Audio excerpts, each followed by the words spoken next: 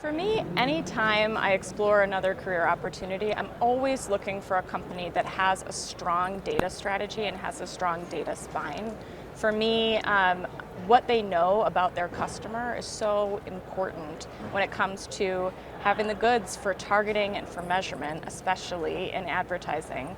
And Dollar General had that. They have 90 million reachable customers. They have a really strong and sound data strategy. They have a commitment to measurement and closing the loop. And so when you have a strong data spine like that, there's so many avenues you can take your business when it comes to partnerships and when it comes to options available for your partners. So in terms of that connection to the customer and the consumer and the data, Donald General's audience, they're primarily in rural environments. So how does first party data and identity kind of factor into reaching those audiences with accuracy?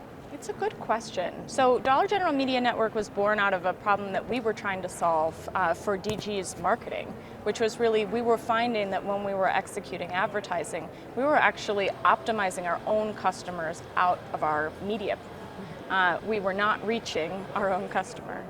And so born out of that was our first party data strategy, the desire to get to know our customer and build out a data set that would allow us to connect with them and add value to them directly.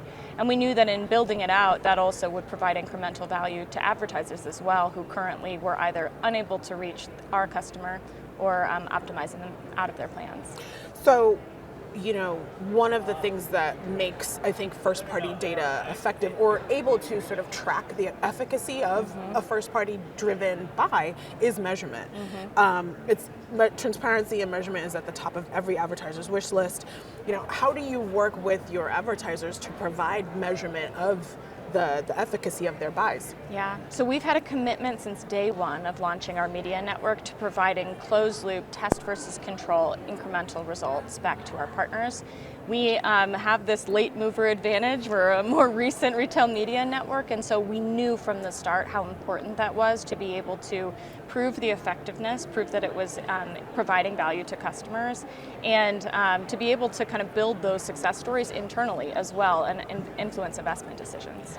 Sure. And so are there any specific tools or practices that you're using to deliver that closed loop measurement? Yeah, for us, so we have a loyalty card program for our customers.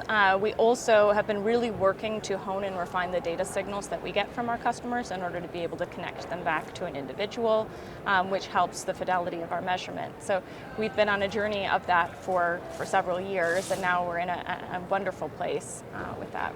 So everyone is hot on retail media, like that's an understatement. What excites you most about the future of retail media?